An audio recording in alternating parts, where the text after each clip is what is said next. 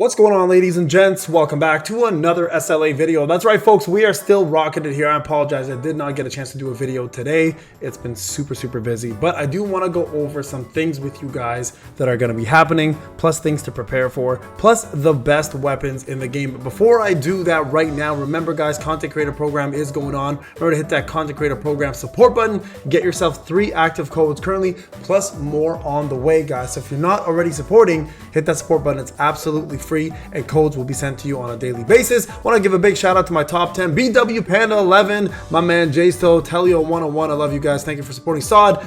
My lover of feet, love you bro. Beef Patty, 8077, 0640, Mr. WRX, Patches, Weeha, and everyone else who has been supporting from day one all the way to my new supporters down to the last 4,461. Love you guys, appreciate you guys. Thank you for supporting. And also don't forget guys, we have brand new Pokemon content as well. Our site is up and running, pokepayne.com. Come join the new Discord, be part of the community. We do ripperships. It's been a blast. We're doing a first ever battle pack event today, giving away a free Flareon first edition slab for the winner. Whoever gets the most expensive card in that battle will win that alongside everything else. So please guys join. There'll be a link to every single comment and every single pinned comment section plus description. All right guys, now back to this. We are about to go into reset mode. It is almost 8 p.m. But I do want to discuss a couple things that are happening, plus what to expect for the best weapons, especially because we have 2 new weapons on the way and they're looking like they're going to make a pretty big impact. So I'm hoping this is not the new direction we're going with SLA in regards to 2 weapons dropping at the same time, but there is some good news and we're going to cover all of that right now. All right, folks, we are back here again. So you guys can see the full moon check-in gift login has been going on. I am slowly but steadily trying to get back all of my essence stones that I don't have anymore. I'm broke as Joe, bro. Listen, I got nothing left. But we started off with almost nothing. It's only been about, a week since Sung Il Wan's been out, and I'm already back at 10.2K.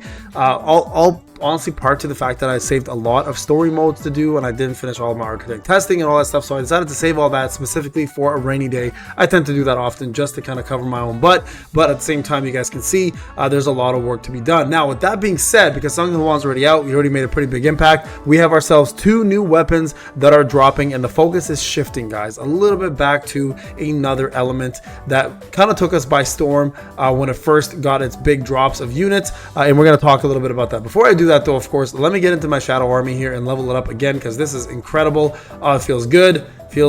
There it is right there, 51 now, and we got ourselves even further in the order of, honestly, I have to say this. As a free-to-play player, it feels really nice to have 151 out of 156. It is harder. You guys can see we need 10. It's going to happen eventually, but you guys can see this grows and grows and grows, and eventually you're going to need 60 of these, so it's going to take a long time, and that's okay because I don't think we're going to get a shadow for quite some time at least. So take your time guys, work on this. Now let's talk a little bit about the main point of the video, and that is the newest weapons. So these weapons are going to be dropping October 9th. That's right, this week you're going to see 2 new weapons drop back to back. All right, now as for the special summons, the weapons will also be added on 10/16. This is great news because in the past, for anyone who was playing and also being a pay player, you weren't able to get these through the special summons for quite some time. So a week later, you're going to be getting them right here in the special summon section. So if you are a pay to win player and you are going to be using this, save your ticket till then. This is important guys. If you don't, you're going to miss out on 2 weapons that you can summon on through this. So do not use these until 10/16 when they drop. Now what makes these 2 weapons very special is what they're bringing to the fold. Number 1, the Inoue's Roar, which is the broadsword here that you see, which looks like literally a World of Warcraft tier weapon, is going to be dropping to be specifically a defense penetration weapon. Now anyone who's currently doing any form of guild boss, you know how important defense penetration is for high scores, right? Currently everybody who is trying to get a high score is using, most likely in a DPS setup, the Night Killer. Right now, why Night Killer works so well is the only SR weapon that's actually currently being used this much, and the reason why it does so well is because it increases the user's defense penetration by 2.4%, stacking up to 10 times, allowing you to do way more damage with all of your skills and weapon skills. And then you guys can see right over here, it does additional instances of damage, plus adds a shield, plus does more damage taken to the opponent, including more and more and more. defense penetration. So what they've done is they've realized, okay, you know what? During these bosses, these guild bosses, no longer are people using 2 SSR weapons, which ideally would be the case. So they're bringing out this weapon instead. Now you may wonder, Payne, what is the defense penetration difference between this? Can I stick with Night Killer? Chances are, guys, you will be okay with Night Killer, but if you want to min max, you're not going to do as well without this weapon. This weapon is not only a defense penetrating weapon, but it is also a DPS weapon. That's right, where the Night Killer lacks in DPS, this weapon will make up in DPS, plus add in all the defense penetration you need. Again, I don't have numbers, percentages for you, but it's already been said by the devs. This weapon is going to be the new defense penetration meta, so people will probably want to use this together. Now, on top of that, a secondary weapon is coming out, and that is the Ridiru Clan's Double Edge Spear. Now, we all know that SL is a breaker. This weapon, in fact, is a breaking weapon. That's right. This weapon is going to be a weapon that will cause, I believe, don't quote me on this one, a burn effect. On top of that, it will also cause break damage. So you're going to see something be a little bit more break friendly compared to the fan. Now, does that mean the fan is going to be nullified? No, absolutely not. I think the fan is fantastic for a couple different reasons. Number one, it does a heavy break. I believe this weapon will not do a heavy break. It does an AoE break, probably at a weak level, but probably happens more often and through more skills. The problem with the fan has always been this: the actual heavy break only happens during the skill, the Fire Flower skill, right? When it is fully at a max core. With the SL weapon, it doesn't look like that's the case. It might look like it might be doing breaks more often. So this weapon, I don't think will be replaced. I think if anything, this weapon will continue to be used, and even maybe a double break and continue using your skills with fire kick and detonation. But it is going to be the complement to Ino's Roar. So what does that mean for weapons, guys? Currently, the meta in all weapons has still been, for the most part, for support or any type of WOBL, is still Stormbringer with either the staff, Stormbringer with DKD, Stormbringer with your mom. It doesn't really matter, right? Stormbringer's pretty much been taking care of it. Most time, if you're running support, you could also run Grimoire with Moonshadow. You could also run yourself different setups with the Plum Sword for DPS as well. So overall, it's been pretty steady with the meta. Meta hasn't shifted too much, but I can tell you this right now. What scares me a little bit is because this weapon is coming out with defense penetration, and now starts to make me think, because the next WOBL is going to be fire based, and the last time they did a fire based WOBL, defense penetration, everything was at the forefront. Do you guys remember that?